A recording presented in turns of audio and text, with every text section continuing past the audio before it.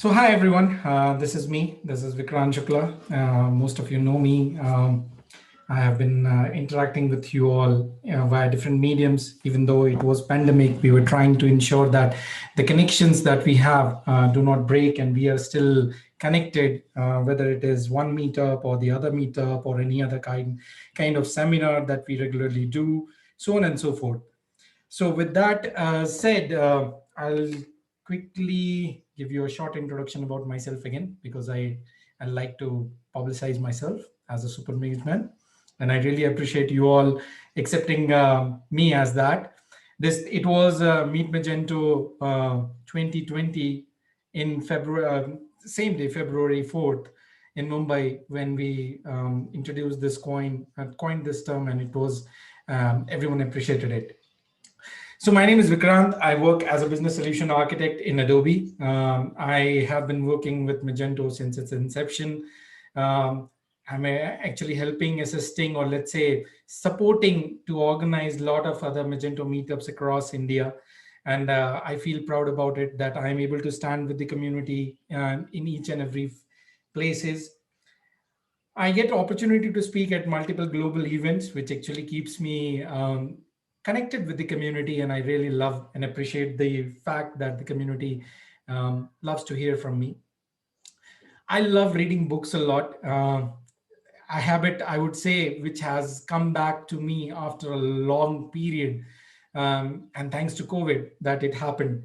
Um, and especially, I love talking about mental health in any form of communication, and like to hear from people. I like to talk. I like to support in whatever possible ways. Feel free to reach out to me via any medium that you want. I'm connected on WhatsApp. I'm connected on Twitter, LinkedIn, anywhere where you believe I can help you out with any means. I'll be more than happy to do so.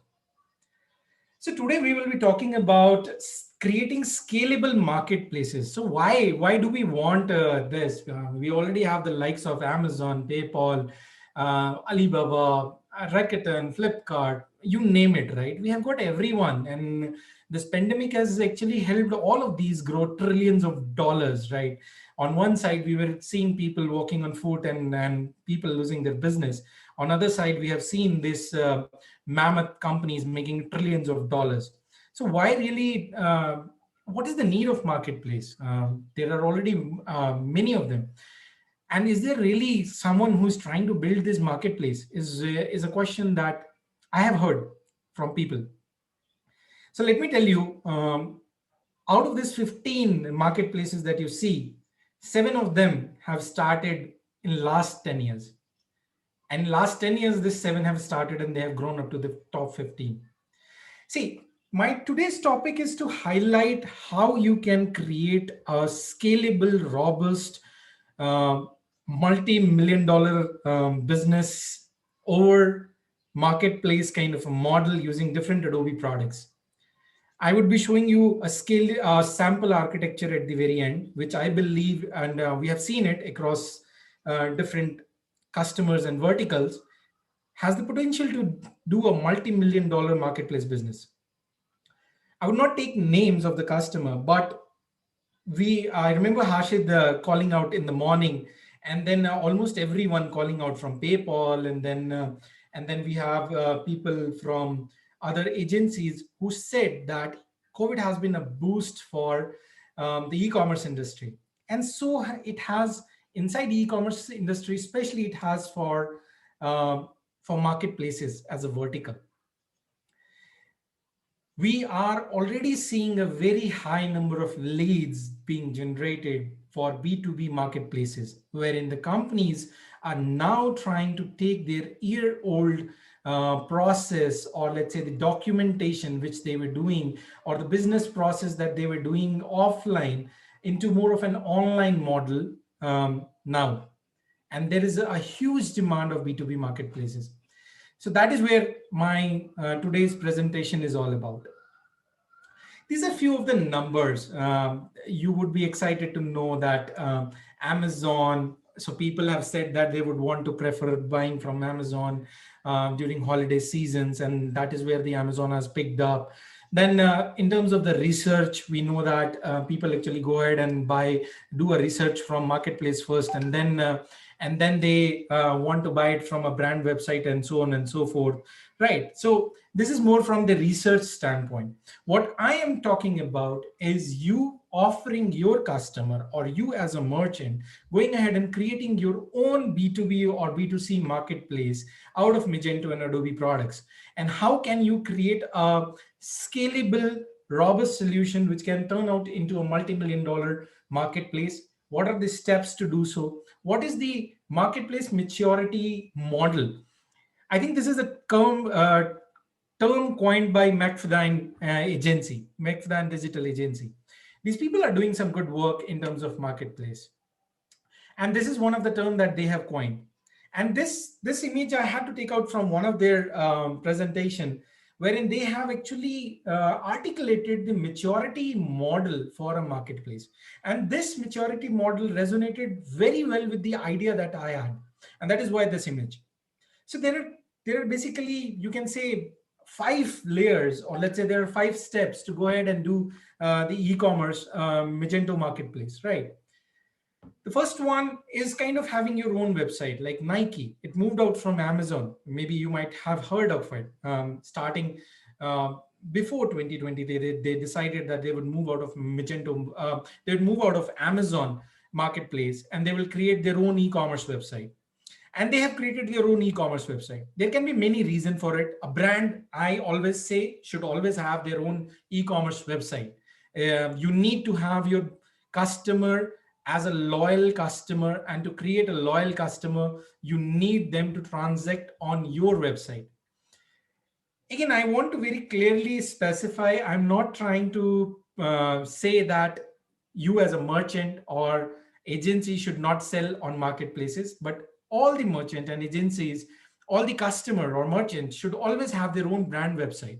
Let the customer go and research, but let them come and buy from your website. That will give them more trust, and that will give you a loyal customer to, let's say, nurture, feed, and grow in times to come. Like what Vatsal said in his earlier presentation, you need to understand who your repetitive customer is, who is your new customer, and who is your long-term customer. The very finite circle between that is your real customer, and the one that is loyal to you. So coming to this maturity graph, there are different models of e-commerce. So first of all, you start your own website and you are actually educating people, and then you go into more of a, we have seen more of a dropship model happening a lot in last few years. AliExpress, I think in India was the main reason why it boomed a lot.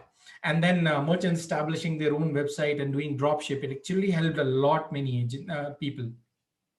The third one is third party marketplace, wherein let's say I have a website, let me create a wonderful marketplace, and people can come and they can sell their product over there. And then the third party seller load their product images, and it is all their responsibility. All I am providing them is a digital space to sell their product. So that is kind of the third party marketplace model.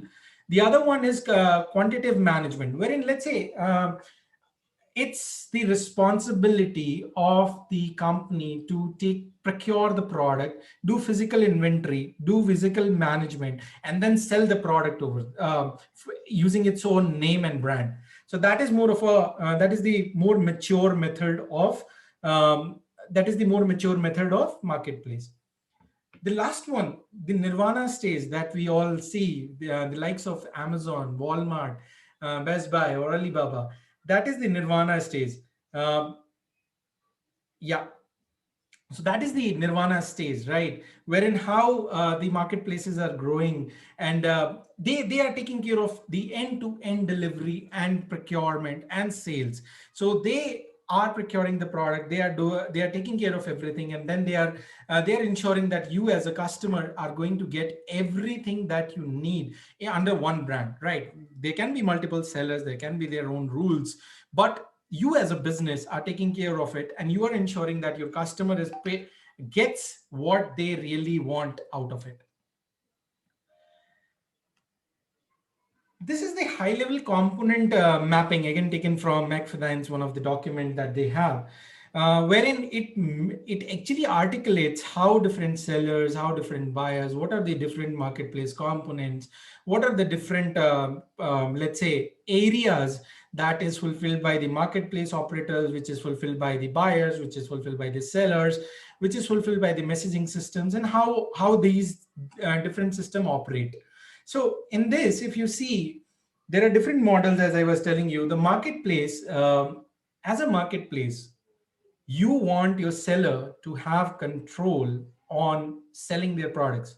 You want your seller to have control about managing the inventory. So there are two ways to do it. One, wherein you as the marketplace owner are taking ownership of all the inventory products, storing it in your physical warehouse, and then shipping it across. The second is more of a community driven, something like Etsy, right? Wherein there are sellers, they take ownership of their own product. Etsy has a defined rules. Everyone have to follow that rules and bind to that rules, and then deliver it accordingly. Then maybe there was one company, I'm forgetting something, Cube. I'm not sure what it was. It was bought out very recently.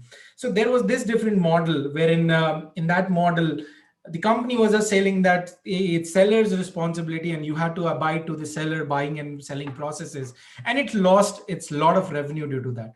So as a marketplace, if you are a B2C marketplace, you have to take the ownership of all the things that are being sold on your website. You cannot just go and say that, hey, I'm just providing a platform and the seller is responsible for the return policy or the or rewards or let's say referral or any other things, right? Promotions and all. And I don't know, you go and fight with the seller. That's not how it happens. You have to take the responsibility. Like I always say, especially to the developer community sitting, I have always said this in all the meetups and almost in all the Meet Magento events, that the psychological ownership of a successful delivery of a project lies on you, not on your customer. Similarly, I say the psychological ownership of your customer's success lies on you as a merchant. You cannot just say that, hey, I sold the product, my work is done, and leave it to the customer to fight the battle. You will lose a lot of customer that way. So now coming to this, again, we will. There were a lot of speakers, and I would say I am thankful that Sriram's session was just before me, and I can now quote some of the new features that are coming on Magento, which I knew, but yeah, it is good to see that it was already explained. So this features like, let's say, image search, right? The enhancement of Adobe Sensei into the platform. All of these things are going to empower Magento as a solution which you can use for your marketplace and add lot many feature, right? Like Google Lenses, you can now use Google Lenses, and you can just search a product and it will actually open up all those Amazon and Flipkarts for you in the search result itself. The same thing you can with in your website you can do using the Adobe Sensei search that is coming across.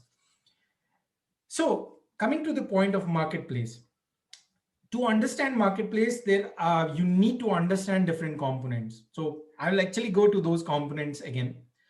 Maybe I'm not sure whether you will be able to see this or not, but on a very high level, this is the front end process or the flow of a standard marketplace website, wherein you have got a seller registration happens, and then mostly from the seller onboarding side.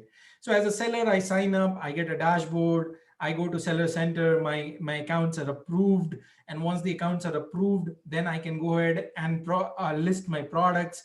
Mostly the product listing process is ideally approved by the admin, just in order to ensure that the seller is not uploading any fancy products which are not allocated to him, right? This is more of a B2C. Similarly, you have got pricing models, you have got commission models. You as the marketplace admin connect with the seller and you decide what the commission model would be. You as the admin work with the seller to understand what the payout model would be, because I as a seller, if I am selling on your website, I need my money, right? So there is always a 15 days or 7 days kind of a money payout model. Then there is a return policy, then there is warehouse, then there is shipment, and all of these things have to be taken care of once you are planning for a successful marketplace for your customer. The product optimization in terms of the image optimization, the SEO optimization. These are some of the very important, and we mostly do all these things in any of the e-commerce platform we build. But marketplace is a is a special case wherein you have got multiple sellers. They may have multiple products. So interestingly, in a B2C marketplace, there can be multiple sellers selling the same product. So you would not want, let's say, a black Nike shoes on your website being listed 7 times because they are being sold by 7 different sellers. So you would have to programmatically configure all those, or let's say create a SKU or a EN number that will ensure all the seller getting listed into one place and you just showing one product to your end customer, and with ability that there are 7 different sellers who are selling this product, something like how Amazon or let's say the Flipkart does, wherein you know that okay, this product is available in by XYZ sellers. So the see, coming to the taking that conversation ahead, the key features, right? Seller management, content management, very important, right? The reason is um, seller A can have a different content written for his product. Seller B can have a different content written for his product, and could have a different language for your B2C or a B2B marketplace, wherein you would want where you'd want your customers to read that language. So optimizing the content is very important. Marketing and automation, right? You would want to promote all your sellers equally. At least sellers will want that you on your marketplace are promoting them equally. That is where they would get the value. Or you can create some kind of a promotional revenue generation model for yourself with all those marketing and automation processes. Product information management, it's not just about the content, it is about attributes, it's about what information you want to show on the website. So all of those things have to be managed. Digital asset management, images. Without proper appealing images, you cannot have a good e-commerce website. So how do you manage the images? That is a very important question. So for the developers out there, agencies out there which are working on marketplaces, these are some of the very important questions to ask your customer who comes to you to get an e-commerce marketplace made. How do you manage your digital asset? What will you do? How do you want us to ensure that the image quality across different seller is same? Do you have some kind of a rule setup, or will you be providing image catalog to the sellers? Personalization, we have spoken about this almost whole day. Everyone has touched upon this topic, personalization, starting from the keynote till earlier sessions that I have heard. This is very important, really important, especially at this time wherein we are now more digital. We really want everything at the click of the button. I think the number, I don't have any report to justify it, but I think the number which we had earlier from Google, which said that if a customer is not staying more than 5 seconds on your website, they will move away. If you're not able to, let's say, attract the customer in first 5 seconds, they'll move away. I think those seconds are should have decreased by now. It should be 1 or 2 seconds, because if I don't see what I want to see, I will just move out. I would go ahead because there is a lot many other options in the market to do so. Commission management. This is really important when you are talking to your client planning for a Magento marketplace. Ask, how would you manage your commission? Sometimes different, let's say, merchant wants commission to be categorized based on the categories or on products. Because let's say if I'm selling a diamond, I would not want 10% commission. Whereas on the same marketplace, if I'm selling a t-shirt, maybe I would want 15% of the commission for the t-shirt that is sold. So sometimes the commissions are set based on the products, sometimes they are set based on the categories the product are listed into, and sometimes that they are general across the marketplace. So this is very important to understand these points. Catalog management, who would do the catalog management? How would it happen, right? How would it process? How often would be the catalog updated? Search features and functionalities. Now, I have seen cases wherein the clients want that if I come on the marketplace, I should be able to select a merchant first. And when I'm in that merchant store, I should then be able to filter products which are only listed in that merchant's website. So search actually. I should only search in that merchant's, or let's say that seller's store, which is listed on your marketplace. Whereas sometime we have seen cases wherein the end customer says that no, I want the search to be global. I want search to be, let's say, intelligent. Wherein, let's say, if I type VIK, it should give all the combination of VIK, Vikrant, whatever it is, right? Vikas, right? Whatever the combination is, it should actually populate all of those things. Remembering the search, right? What I searched last time, I should, we have seen, especially in B2B cases, we see that the merchant comes with the request that, hey, my search query should be cached so that my merchant, when they come next, they should not go ahead and search the product again on the website. Rather, they should just see the search history, take the product from there. So these are some of the really important parameters which you as developer community, when you are getting into a project which is kind of a Magento marketplace development, should ask your customer before you get into the development phase. The other one is warehouse management, WMS, OMS, right? Loyalty and reward mechanism. How do you do it? How do you create a loyal customer on your marketplace? Who would be paying for that loyalty? Will it be the seller who would be paying the commission, let's say, from their commission, or will it be the main marketplace which will be paying for, let's say, the discounts that are going to happen? For example, let's discuss about Amazon Prime Day, right? Or let's say the Diwali or New Year sales that happen on Amazon and Flipkarts. So who pays for that? How can you get a 1 lakh rupees phone in 45,000 or let's say 55,000? Is it the seller going to bear all those laws, or is it Amazon going to bear all those laws? So these are some of the things that once you are planning for a marketplace, you certainly need to ask your customer what are these things uh, which will define the complete implementation strategy. Because developing marketplace, I know we have got a lot of marketplace extensions that you can easily integrate inside Magento. Bingo, marketplace is done, right? It's not that simple. There are a lot of business rules that you need to dig and then be able to plan your architecture accordingly. One another, I think I not mentioned over here, number of SKUs and number of line item in cart. So these are some of the very important topics, because we have seen, or at least I can say, I have been exposed to a few of the projects wherein there are more than 300 or 500 line items in a cart, and that actually impacts performance. So how do I plan for it? How do I create my architecture so that tomorrow, once my merchant reaches into that direction, they don't have to face such problems? With this, let me share you a sample architecture document. High level architecture, again, this is sample. It is not what I say should be blindly followed, and this is just a sample created, which is to highlight how different Adobe products could be utilized to create a complete headless e-commerce architecture for your marketplace.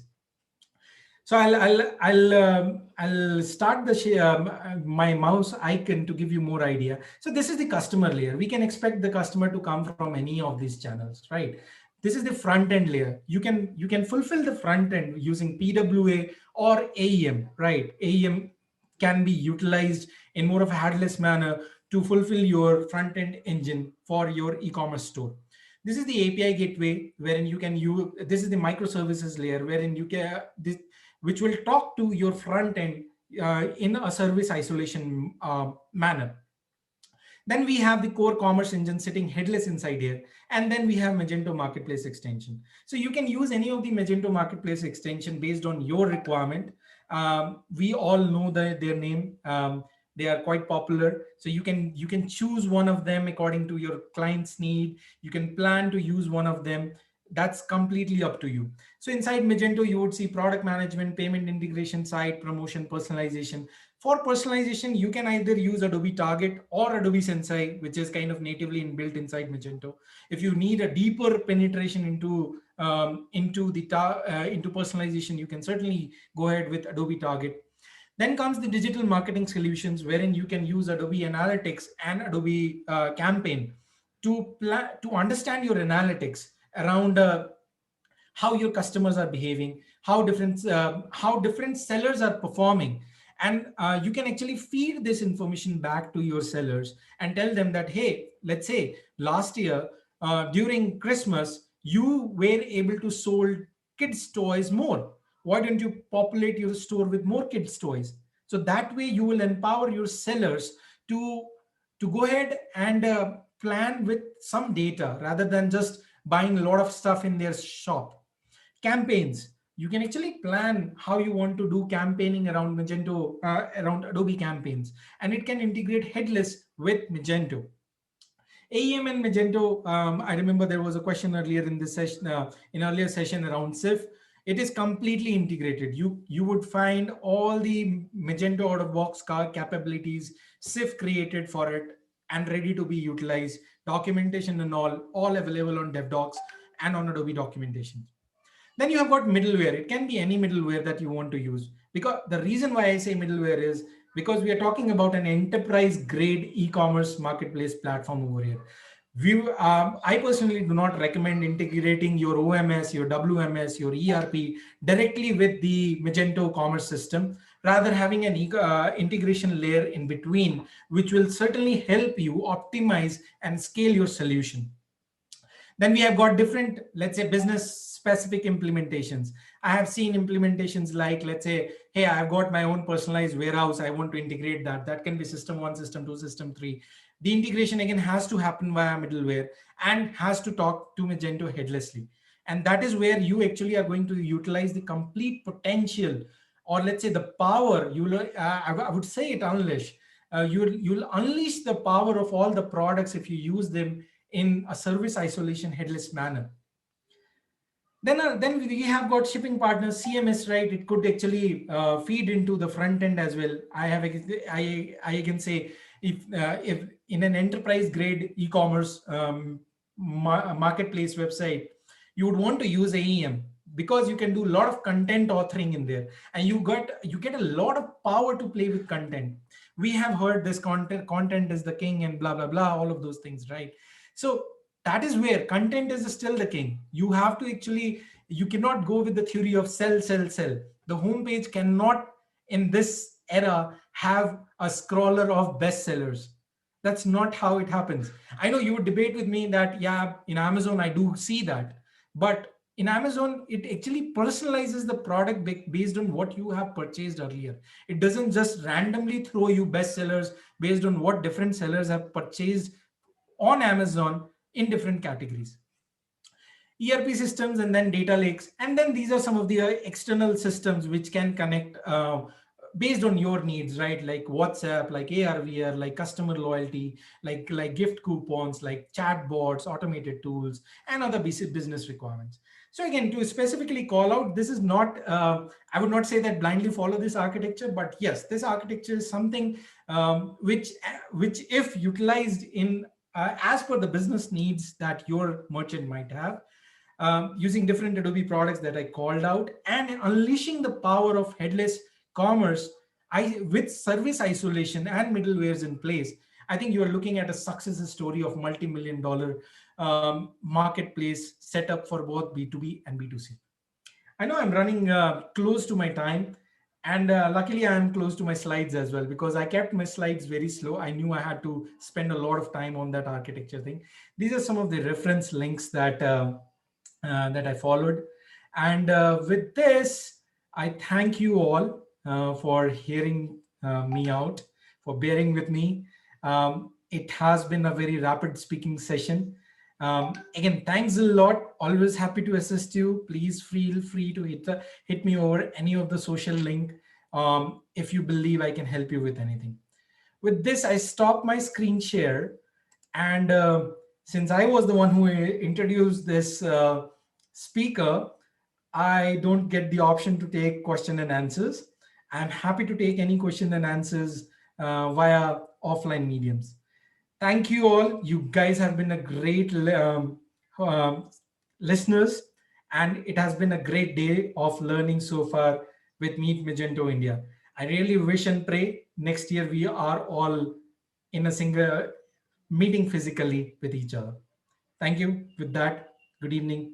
Goodbye.